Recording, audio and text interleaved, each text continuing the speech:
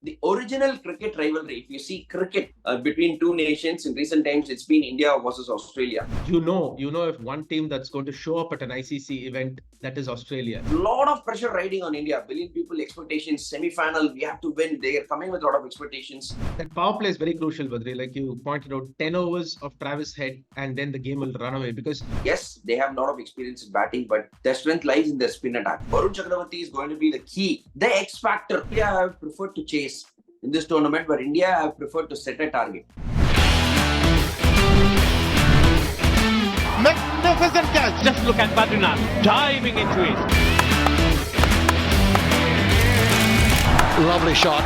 Picks it over the offside. That's a good shot. Back-to-back boundaries.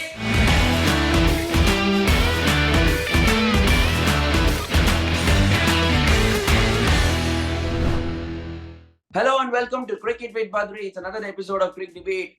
This video is presented to you by DIVO News. We have Pratham with us. Hi Pratham, how are you doing? good, Badri. How are you? Good to see you in blue. Yeah, I am bleeding blue. Of course, it's the big semi-final, Pratham. Recent days we have talked about a lot of big rivalries, mother of all rivalries and everything, India, Pakistan. But the original cricket rivalry, if you see cricket between two nations in recent times, it's been India versus Australia. Purely because the way these two sides have played cricket and arguably the best sides in the world right now. Fittingly going against each other in the semi-final. Are you excited? I'm already excited. Absolutely, Badri. I'm excited. Can't wait for the game to start. And if one team that's going to show up at an ICC event, that is Australia. Regardless of who they put out on the park, they will come out firing in an ICC event. They look completely different in an ICC event compared to a bilateral series. 2 weeks ago, they lost to Sri Lanka in Sri Lanka after having dominated them in the test. And now the old Australia is back. ICC event, they're back in the semis. So you never count Australia out. You do that, it's at your own peril. So I think India will never make the mistake of taking Australia lightly, not after what happened 15 months ago. Yeah, I think these two teams are totally bipolar, Pratham. Opposites. Why I'm telling you is, we have one side, we have India, which is the most balanced team in this tournament. Highly experienced in their batting with Rohit, Virat, Shreyas Iyer in excellent form. Then you have KL Rahul, Hardik Pandya, Jadeja, Akshar Patel, who can all bat. On the other side, you have Australian batsman who's well led by Steve Smith. Yes, there is Marnus Labuschagne. English is playing really well against the spin. But then they are not as experienced as India and they don't have any bowling at all. Another way in which there's a lot of pressure riding on India. Billion people expectations, semi-final, we have to win. They are coming with a lot of expectations. But Australia, they just come and play freely. It's like they are pulling a mountain with a piece of hair. That's how Australia are going to approach this match.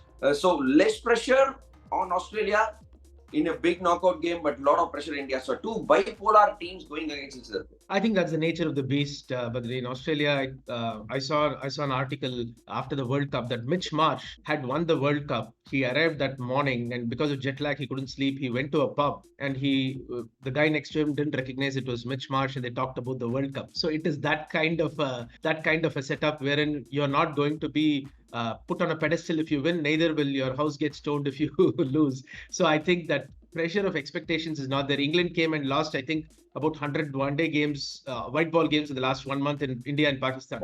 I think back home, nobody cares for them. So, but in India, it is very, very different. The expectations are huge. And it is very tough to fulfill that because every time the team walks out in the park, you want them to win and you don't do that in sport. But this is a short tournament, 5 games. So if you can put together a 5-game streak, you end up as a champion. So yeah, India will be hoping to overcome the weight of expectations. I think man for man, like you pointed out, India are a better side. They're better balanced. Yeah. If you can manage to overcome the weight of expectations, which is very, very difficult to do on a big day, then India should emerge victorious. Yeah, I think there are a few matchups that we have to talk about in this match, mouth-watering matchups.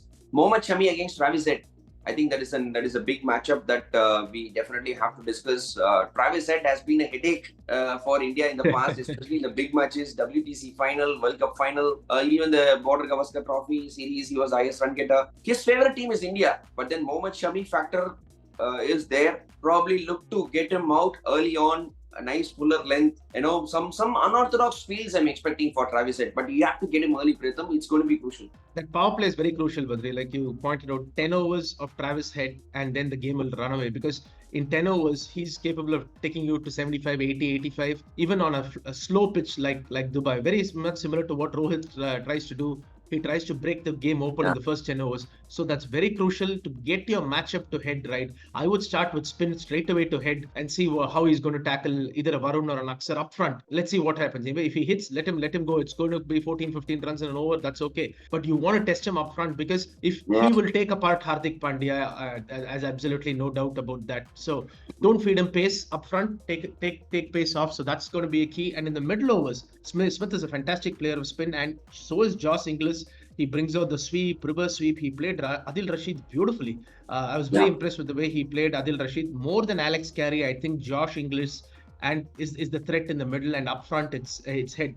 I think if at all Australia have to progress, it's the batting that has to carry them. They bat very deep. The Ben Dorshis, I've seen him in the Big Bash. He's a good hitter, big hitter at number 8. So they loaded with the batting. The bowling, India man for man, is definitely a better team, and they have the bowlers for these conditions. Yeah, I think like you mentioned, the strength of the Indian team. Yes, they have a lot of experience in batting, but their strength lies in their spin attack.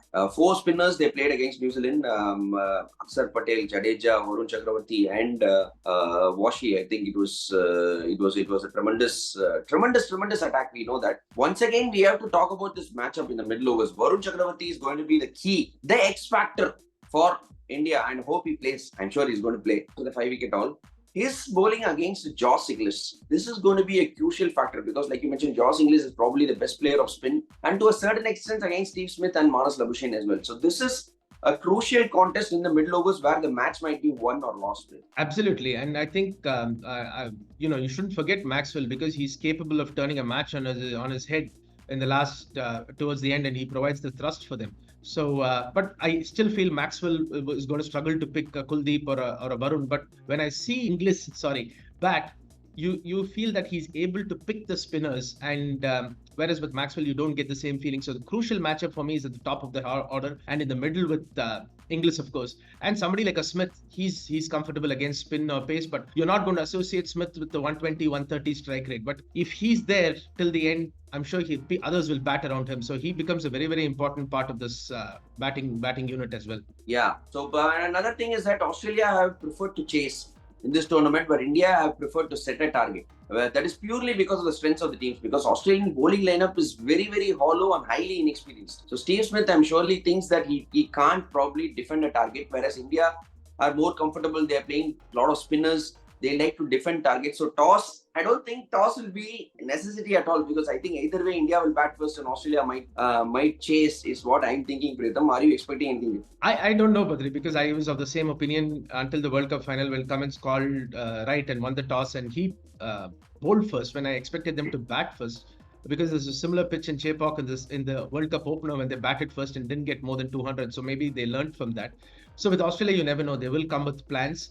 And I personally think even if India chase, if the target is below 250, 260, they can chase it down, because I don't think this Australian lineup is like the World Cup bowling lineup. But having said that, in a World Cup, in an ICC tournament, pressure game, knockout, you always like the runs on the board, because that's plus 20. Especially in a knockout game. So, if India win the toss, I think they would prefer to bat first. There's no doubt about that. Yeah, but that was a different attack. 2023, the Australian seamers, all the 3 seamers were there in the team, but this is a highly inexperienced bowling lineup. That is why I was mentioning that Australia would like to chase, but then we'll have to wait and see. Billion people expectations on India. Definitely the favorites, definitely the better team, but ICC events knockout, a different beast. Australia awaits. Pick your favorite, Pritham. Not as an Indian, I want you to pick your favorite as an Indian, as a cricket analyst. On paper, man for man, India the better team, but Australia bring that ICC tournament fear factor in them. So I'm on paper it's India, but I'm going 50-50 on this, Badri. I'm hedging my bets. So Pritham keeps his cards close to his chest. He's saying 50-50. He doesn't want to pick a favorite, but I'm going for India. Only because of as a cricket analyst, it's very hard to pick Australia. Of course, there is pressure. They play without freedom and everything, but India are much, much better team. They need to play 70 to 80% of their potential, and they will be through. But then Australia, you never know in ICC tournaments. Cracker of a contest awaits. Thank you, Pritham, for coming on Cricket with Badri and sharing your thoughts. Thank you for having me, Badri. Always a pleasure. Thank you. Thank you, Pritham. This video was presented to you by DIVO News. Don't forget to like, share, subscribe, and press the bell icon as well. So whenever we post a video, you will get a notification. Thank you guys. See you soon. Lot more content. Bye.